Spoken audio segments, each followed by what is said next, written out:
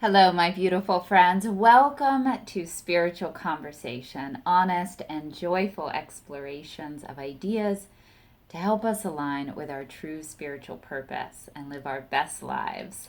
I am your host, Jacqueline Claire, Mermaid of the Airwaves, here to take your hand and go on some deep dives together.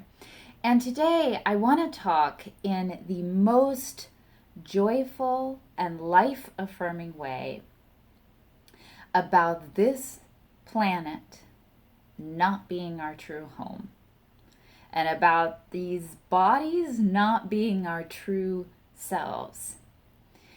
And gosh, what do I mean by that? So many things. But first off, I just want to say that if you feel like you don't aspire to and relate to the same things that drive other people, like to be super affluent and acquire all kinds of fancy things, to work to slave away in a cubicle so that then you can get your own office, to then you can get the big fancy office so you can wear a fancy watch and impress other people. Like if that doesn't move you, or working hard in school so that you have the chance to get to that point doesn't move you, or being like super sexually desirable or prolific, or having a certain status or have people know your name. Like, if these things, like quietly, secretly in your heart don't do it for you, if you are easily saddened and depressed by life and the world, if you feel like you just don't fit in, if you have a hard time, finding what your groove is, if you have a hard time finding your passion, your professional offering, if you don't feel comfortable in your own body, if you don't feel comfortable like a gazillion% of the time,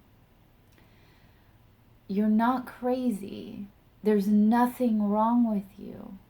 And in fact, I think someone who, experiences any number of those things or any other things I didn't mention, but in the same vein, I actually think you are a step ahead.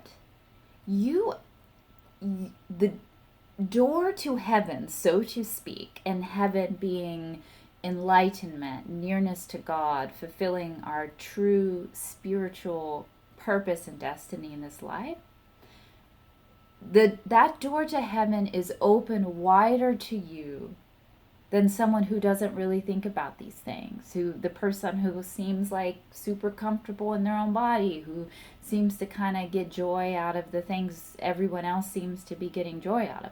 And I'm not dissing that, like kudos to them, but in truth, we are spiritual beings who have been given this assignment in earth school, so to speak. Carolyn Mace uses that phrase a lot.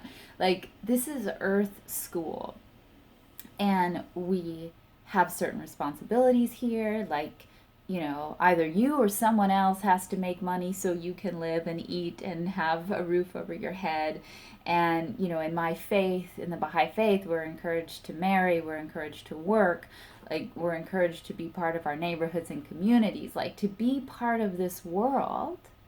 And we all grow from infanthood and go through different phases of life, and each of those phases have different tasks and responsibilities. Like, the experience of this life is real and it matters, but it's all actually just a workspace. It's just a template for what's going on in the invisible development of our souls, our spiritual qualities that we're developing, like patience and steadfastness and truthfulness. Of course, that's the foundation. Care, patience, integrity, all of these things. Like, everything, in our lives, our jobs and our health challenges, these are all like weights in the gym, right? That we're either lifting or actually like weighing ourselves down with, that help us grow spiritually stronger. And frankly, it's the eternal truth. One day we're going to take flight and it's going to be like, you know? And I feel that in all of our different ways, the world tries to sort of trick us into taking it very, very seriously and putting our priorities in this world. And very often we mistake external material gains and changes for inner growth. When actually our soul is yearning for transformation, we, just buy things.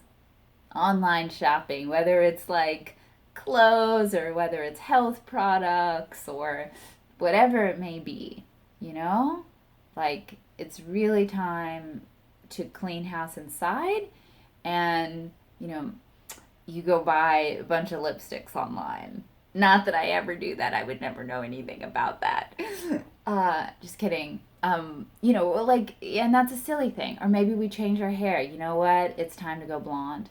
And if I was blonde, the world would see me different and my work would be easier. And that's really what I want to do. And then we like get into this idea, right? We invest in this idea of our external change. Like, yeah, when I start taking that collagen, like everything's going to be different. Or after my nail appointment on the 12th, like, whoo. Or, sorry, these are all very feminine examples. I'm sure, like after I've been doing this CrossFit for like a month, oh my gosh, I'm going to be a different man, or buy that car or whatever it is. And I think honestly, truly, and I'm not here to make statements about people's life choices, but I truly feel that that's also a lot of what's happening with the massive transgender movement right now. Like, I feel that it is indicative of our spiritual awakening, that so many people realize that their body is not who they are, right? So many people feel like they are off, that they don't align with what it feels like the current of society is telling them who they are and what they should want. But because the world is ruled by ignorance and ego, right? An ignorance of our spiritual reality, true materialism, we're just obsessed with our material reality. We are guiding these souls that could be like shamans, right? They are palpably, uncomfortably aware that we're all sort of on the wrong track. And instead of feeding that and saying, yes, that's true, what's missing? Our spiritual reality, a reorientation towards the spiritual instead of the material. Instead, oftentimes they're getting like a vortex sucked back in to the seduction of the material world.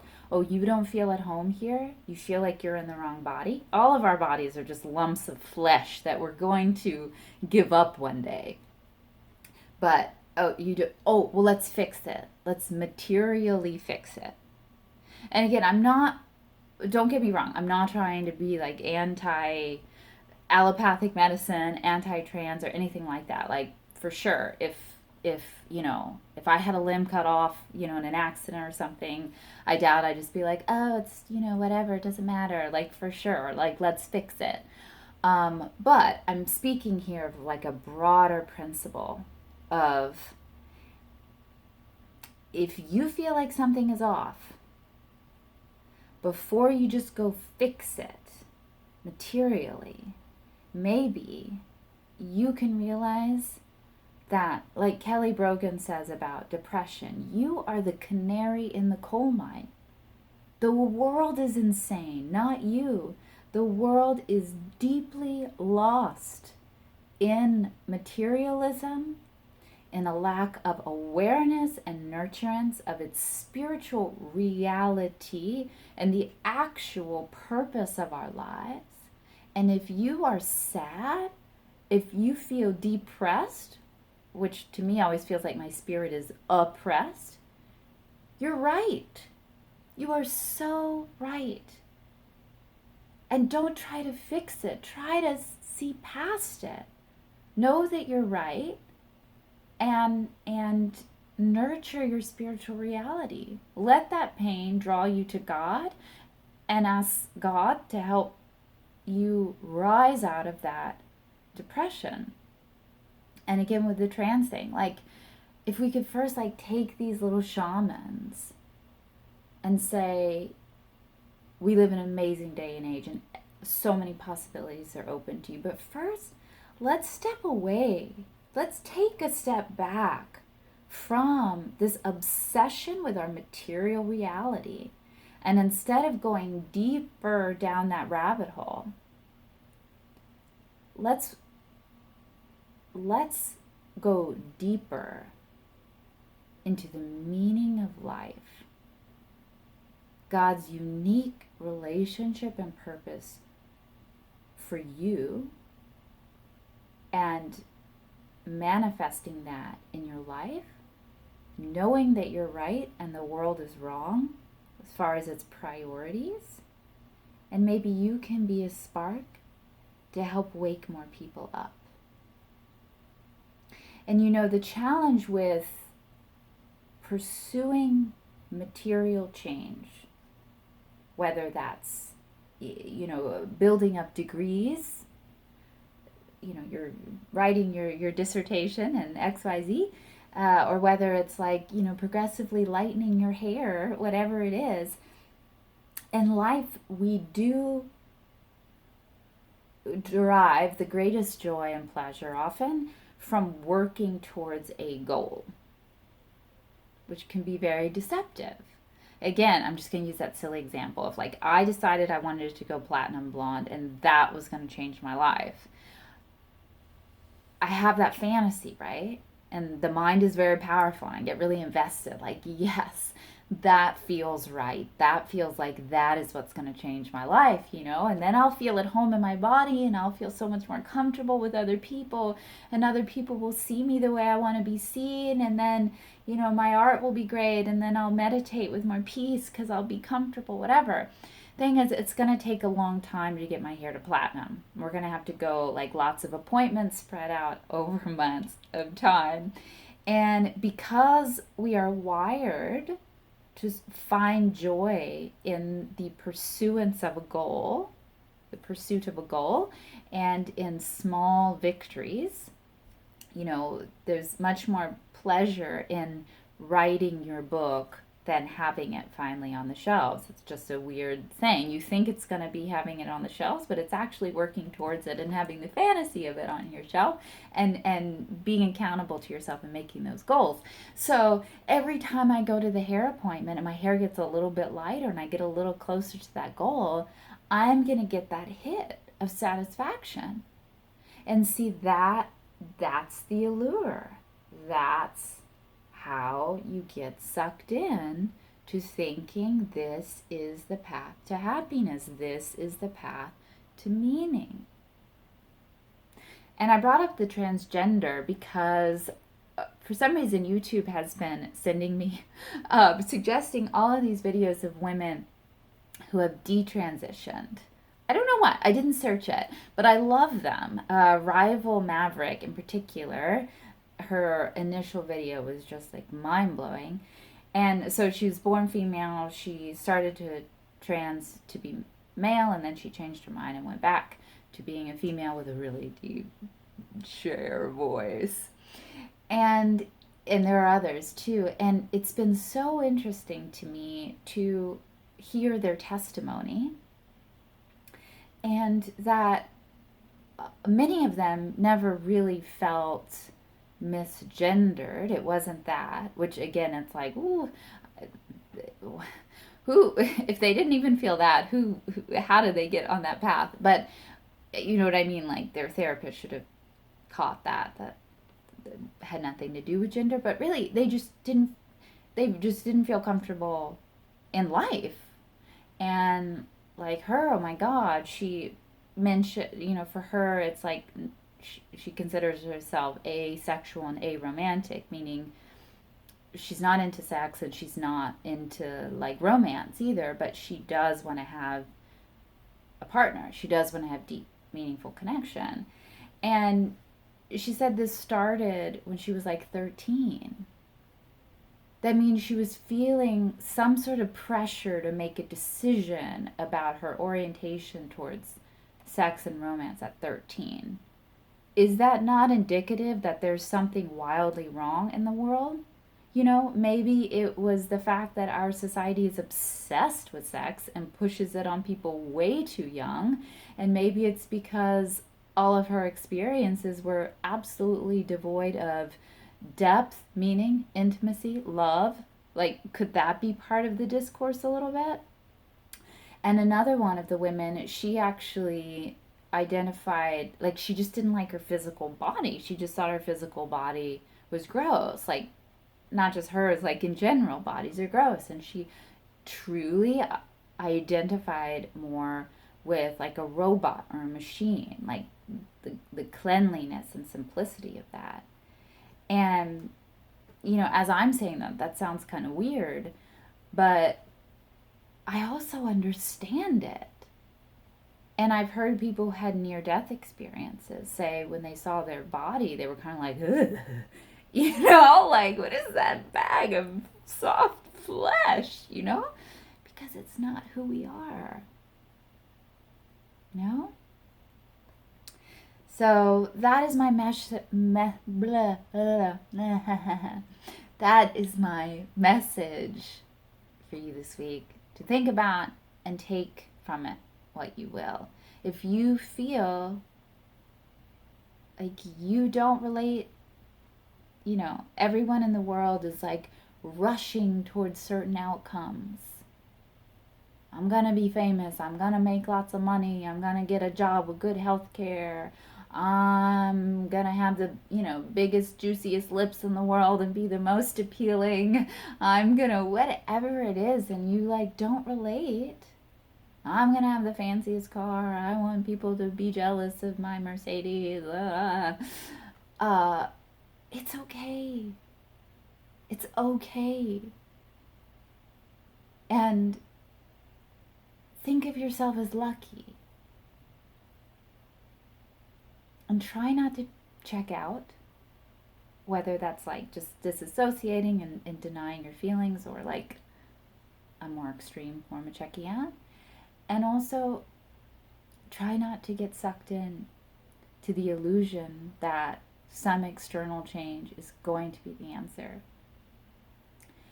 If there is an external change, like you would do better in a different city, or, whatever it is, I think those external changes have much more meaning when they're an inner out rather than an out in, because I don't think that works very often.